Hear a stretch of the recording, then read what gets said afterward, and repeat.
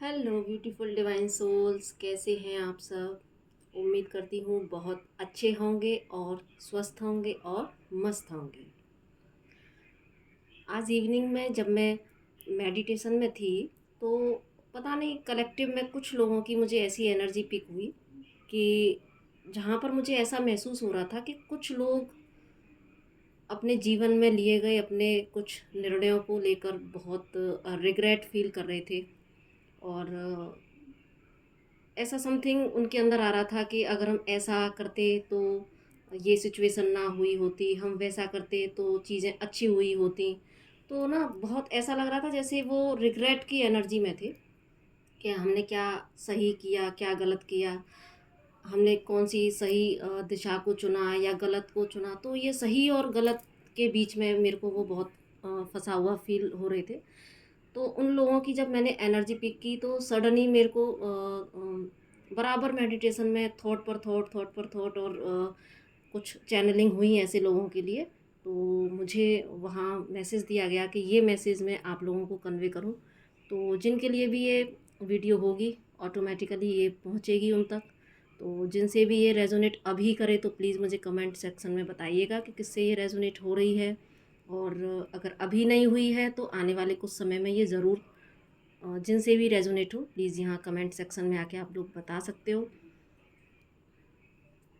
तो ये सच है कि मुझे जो थॉट्स आ रहे हैं ना तो वो मैं आपको यहाँ कन्वे कर रही हूँ। मुझे क्या आप लोगों को कन्वे करने के लिए बोला गया है कि देखिए, जो गलत दिशा में हमारे प्रयास होते हैं ना, ये बिल्कुल सच है कि गलत दिशा में किए गए हमारे प्रयास हमारे समय और हमारी ऊर्जा दोनों की ही क्षति करते हैं। इसलिए अपनी दिशा का चुनाव हमेशा बुद्धिमत्तापूर्ण करना चाहिए। लेकिन ये बुद्धिमत्ता आती कहाँ से है? क्या मस्तिष्क से आती है? मुझे जो रियलाइजेशन हुआ आज मेडिटेशन में, मुझे नहीं लगता कि बुद्धिमत्ता मस्तिष्क से आती है। क्योंकि हमारा मस्तिष्क, हमारा माइंड हमेशा अहंकार से पोषित होता है। और अहंकार कभी उन चीज़ों को छोड़ना ही नहीं चाहता जिनसे उसकी पुष्टि होती है, उसकी तृप्ति होती है। क्योंकि अहंकार हमेशा मोह से ग्रसित होता है। तो ऐसा मस्तिष्क भला हमारा सही मार्गदर्शन कैसे कर सकता है?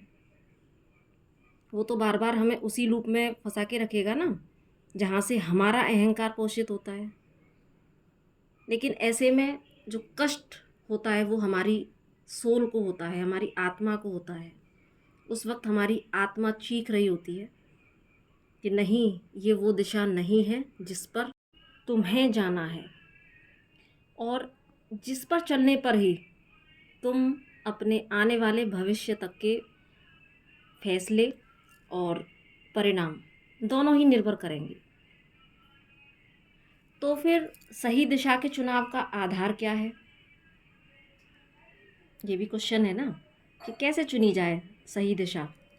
तो मुझे जो रियलाइजेशंस हुए अपनी लाइफ जर्नी में और अभी, अ, तो उसके अकॉर्डिंग मुझे लगता है कि सही फैसले हमेशा हमारे स्व से आते हैं। हमारा स्व, हमारे इस भौतिक शरीर के भीतर ही जो हमारा एक और सूक्ष्म शरीर जो होता है ना, जिसमें वो परम शक्ति संचरण करती है, वो हमारा स्व। उससे जब हम कनेक्ट होते हैं, खुद को जब हम कनेक्ट करते हैं, तब हमारे इंट्यूशंस ही हमें गाइड करते हैं और हमें सही फैसले लेने में हमारी मदद करते हैं। लेकिन अपने इंट्यूशंस को हम तभी सुन सकते हैं और समझ सकते हैं जब हम हमेशा खुद से कनेक्ट होते हैं। क्योंकि प्रॉब्लम हमेशा यही रहती है, हमारे गलत फैसले लेने का जो एक प्रॉब्लम कह सकते हैं, वो हमारा खुद से कनेक्ट ना होना। हमारा खुद से ही कनेक्शन नहीं होता तो हम जो भी फैसले लेते हैं वो हम सिर्फ अपने लॉजिक माइंड से लेते हैं। और लॉजिक माइंड, आपको जैसा कि मैंने स्टार्टिंग में ही बताया, कि वो हमेशा अहंकार से, ईगो बेस्ड होता है। तो इसलिए हमारे फैसले हमेशा गलत साबित होते हैं। इसलिए कई बार आप देखते भी होंगे कि जब कोई फैसले की घड़ी होती है, जब हमें किसी चीज़ पर बड़ा डिसीज़न लेना होता है कि हम, चाहे वो रिश्ते हों, चाहे वो आपके जीवन की कोई भी सिचुएशन हो, तो जब भी हम फैसले लेते हैं तो अक्सर हमारा इंट्यूशन हमें पहले बोलता तो है, लेकिन वहाँ पर हम अपना लॉजिक माइंड लगा देते हैं और फिर बाद में हम पछताते हैं और ये भी बोलते हैं कि अरे मेरे दिमाग में आया तो था ऐसा, लेकिन मैंने उस समय काश सुन ली होती अपने अंदर की आवाज़। तो वही हमारा जो अंतर मन होता है ना, वो हमें हमेशा सही गाइड करता है, लेकिन हम उसको हमेशा साइड करके रखते हैं, उससे कभी कनेक्ट नहीं होते। हम सिर्फ बाहर की तरफ देखते हैं, अपने भीतर कभी नहीं देखते, अपने आप से नहीं जुड़ते, इसलिए हमेशा जीवन में गलत फैसले लेते हैं। और इसलिए हमारा जो जीवन है उसका निर्माण हम इसी तरीके से, अच्छा या बुरा, खुद अपने ही हाथों करते हैं। लेकिन दोषारोपण हमेशा किसको लगाते हैं? जैसा कि रामायण में लिखा हुआ है, हम हमेशा दोषारोपण सिर्फ समय को और परिस्थितियों को और दूसरे लोगों पर ही लगाते हैं, ब्लेमिंग एनर्जी में आ जाते हैं। जबकि कई बार हम खुद भी विक्टिम मोड में आ जाते हैं, खुद को भी हम ब्लेम करते हैं। तो यहाँ सिर्फ और सिर्फ एक समस्या का जो मूल है ना, वो है सिर्फ खुद से कनेक्ट होना। और खुद से कनेक्ट होने का मतलब होता है अपने भीतर के परमात्मा से कनेक्ट होना। वहाँ से जो इन्फॉर्मेशन फिर मिलती है वो अल्टीमेट होती है। फिर हमें अपने जीवन की दिशा चुननी नहीं पड़ती, दिशाएं ऑटोमेटिकली हमारे सामने होती हैं, हमें सिर्फ चलना होता है। और फिर एक दिन हमें ये भी रियलाइज़ होता है कि हम तो खुद चल भी नहीं रहे, हमें चला भी वही रहा है। सो जीवन जीना हमें मुश्किल तब तक ही लगता है जब तक कि हमें लगता है कि सारा भार हमारे ऊपर है, हमें करना है सब कुछ। कर्ता भाव में जब हम आ जाते हैं तब हमको लगता है कि अरे जीवन तो बहुत मुश्किल है, ये भी करना है, वो भी करना है, कैसे होगा, क्या होगा, गलत ना हो जाए।